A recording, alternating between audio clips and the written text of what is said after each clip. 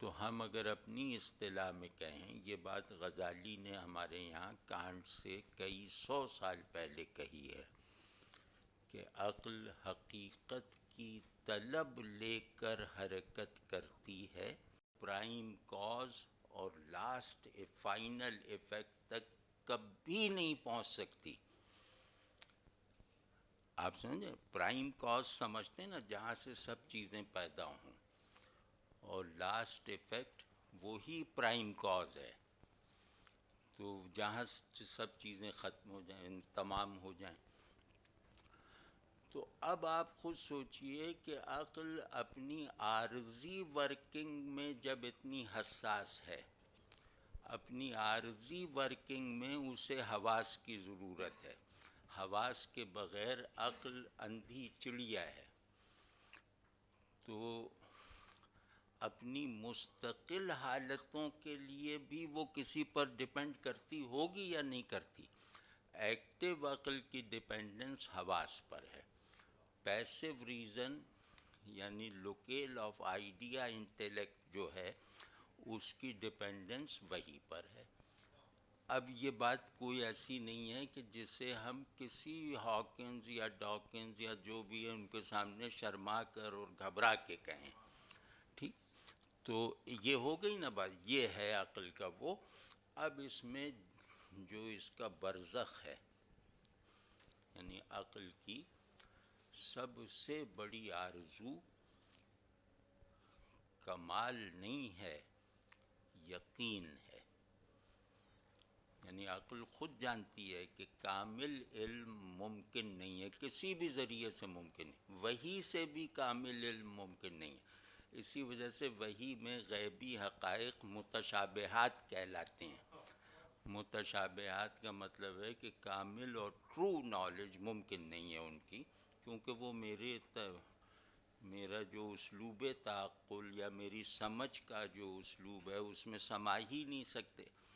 مطلب آپ چیونٹی کو ہاتھی کا کوئی حال سمجھا ہی نہیں سکتے نا، چیونٹی کی عقل چاہے جتنی بھی مکمل ہو۔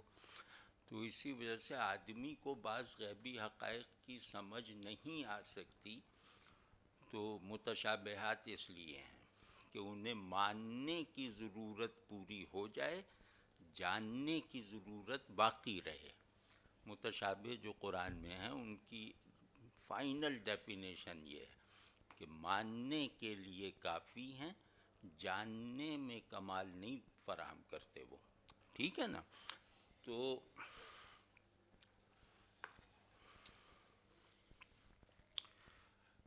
کیا کہہ رہے تھے وہ آگے جو کہنے جا رہے تھے؟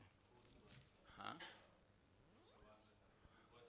ہاں ہاں، نہیں وہ اسی میں ایک بات وہ ہے کہ عقل کی بنیادی آرزو کمال نہیں ہے، یقین ہے۔ کمال کا مطلب ہے کہ چیز جیسی کہ وہ ہے میں نے سمجھ لیا، یہ اس میز کرسی پہ ممکن نہیں ہے تو غیبی حقائق پہ، صورت کا مکمل علم ممکن نہیں ہے تو حقیقت کا مکمل علم کہاں سے ہوگا؟ ٹھیک ہے نا؟ کیونکہ عقل کہتے ہیں جس کی ورکنگ کے نتیجے کو نالج کہا جائے، ٹھیک ہے نا؟ تو نالج فالسیفائیبل اگر نہ ہو تو وہ ویلڈ نالج ہے ہی نہیں، مطلب وہ نالج ہی نہیں ہے جس میں غلطی کا امکان، یقینی امکان نہ ہو، یا جس میں اضافے کا یقینی گنجائش نہ ہو، وغیرہ وغیرہ۔ تو اس کی طلب ہے یقین، کہ یقین جاننے سے حاصل نہیں ہو سکتا۔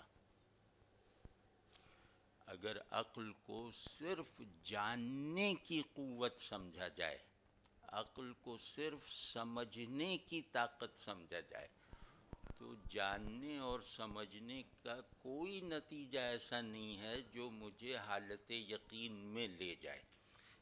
یعنی یقین سے مراد ہے غیر متزلزل یقین، ٹھیک ہے نا؟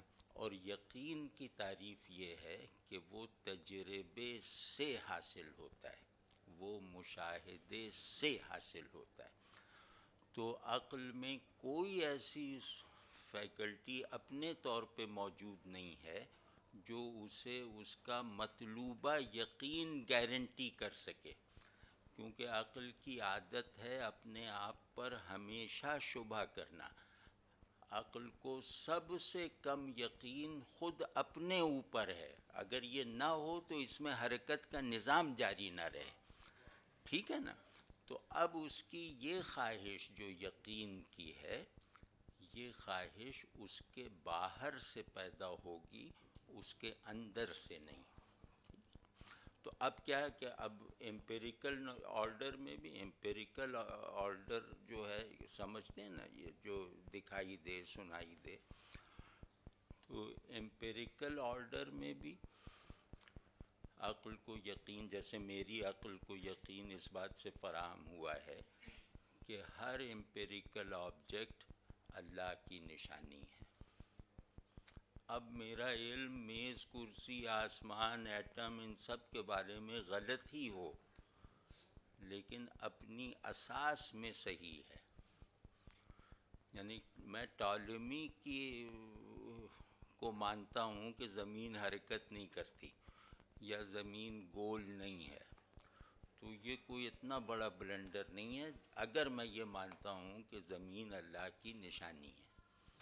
تو گویا میں نے اینڈ نالج تو حاصل کر ہی لی نا، کہ اینڈ نالج کیا ہے، کہ ہر چیز اللہ کی نشانی ہے. تو اس میں نے غلطی نہیں کی ہے. باقی یہ کہ اس نشانی کی اسٹرکچرل تفصیلات میں غلطیاں کیں اور وہ ہوتی رہیں گی. واضح ہے نا؟ تو یہ یقین اقبال کہتے ہیں کہ مشاہدہ حضور حق کا ہو، عمل تسخیر کائنات کا ہو، ریئلائزیشن بندگی کی ہو، تو عقل کا یہ مجموعی یقین حاصل ہو جاتا ہے. اب یہ بات کیونکہ پہلے جو ہوا تھا وہ تھوڑا سا ٹیکنیکل زیادہ ہو گیا تھا، اب آسانی سے ہو گیا نا، آسان بیان ہے نا یہ. تو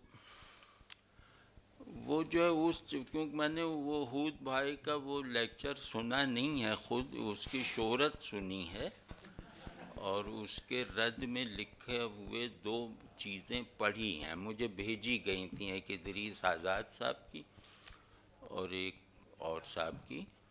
تو وہ کافی ہیں اس میں. اب مجھے کیونکہ صحیح سے معلوم ہی نہیں کہ انہوں نے کہا کیا ہے، تو اب میں کس رخ سے بات کروں.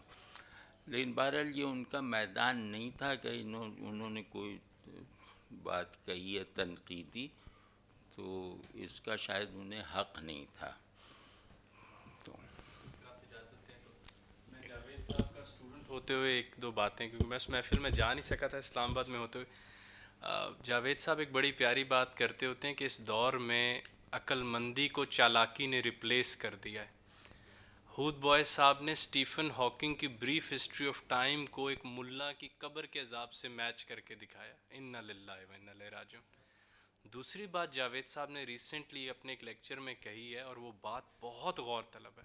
عرفان، خصوصاً ہمارے بھائی عرفان جو ہے آرگنائز، کہ ہندو مائنڈ نے اپنے اوکلٹ نالج کو پریزرو کر کے دکھایا ہے. 2 کتابیں اس پہ پھر جاوید صاحب کے لیکچر کے بعد دیکھی، conversation between Tagore and Einstein, اور پھر ایک کتاب ابھی آئی ہے 2 فادرز، کہ 2 علیحدہ باپ تربیت کیسے کرتے ہیں. آپ وہ بحث پڑھ لیں. ٹیگور نے آئنسٹائن کو گھٹنوں پر لے آئے تھے اس بات پہ بھی کہ سچ بھی میں ڈیفائن کروں گا، ورنہ میتھولوجیز اتنی پروڈکٹیو نہ ہوتی.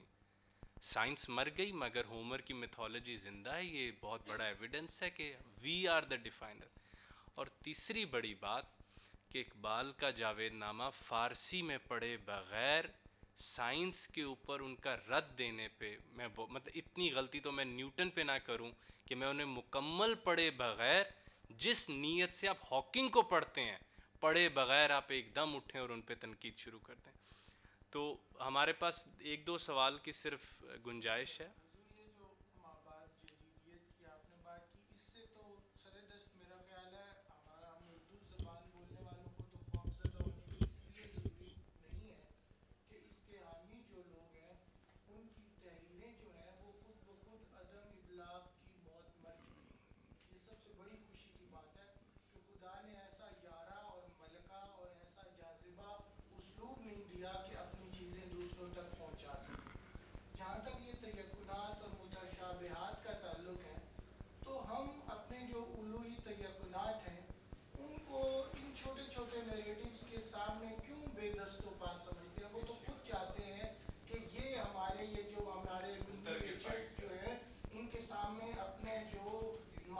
البحرین جیسے جو ہے، آپ ایک شاعر جو ہے اگر اس کے قلب پہ خدا اپنا کلام جاری کر دے تو اس جیسا اسلوب کوئی دوسرا نہیں لا سکتا.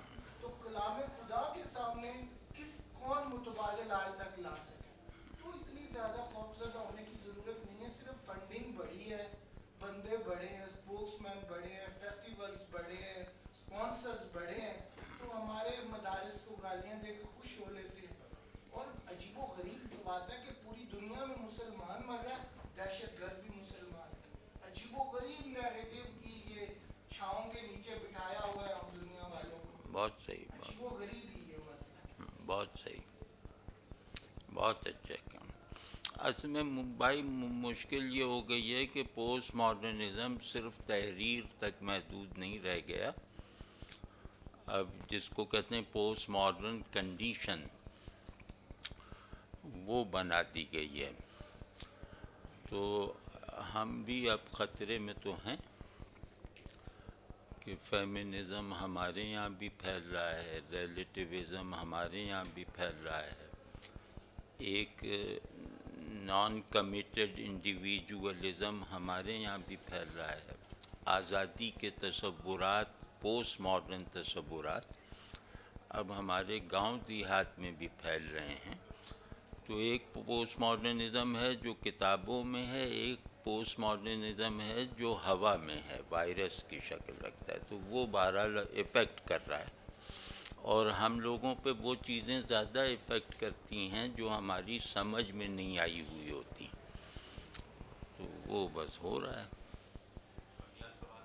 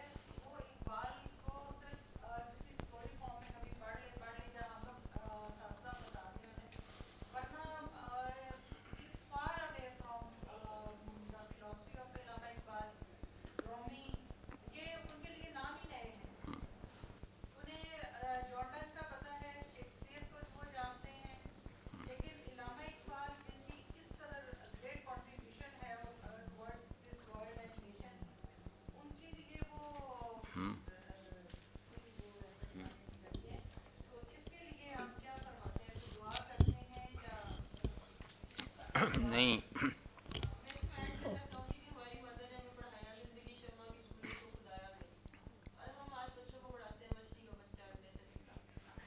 کیا پڑھاتے ہیں؟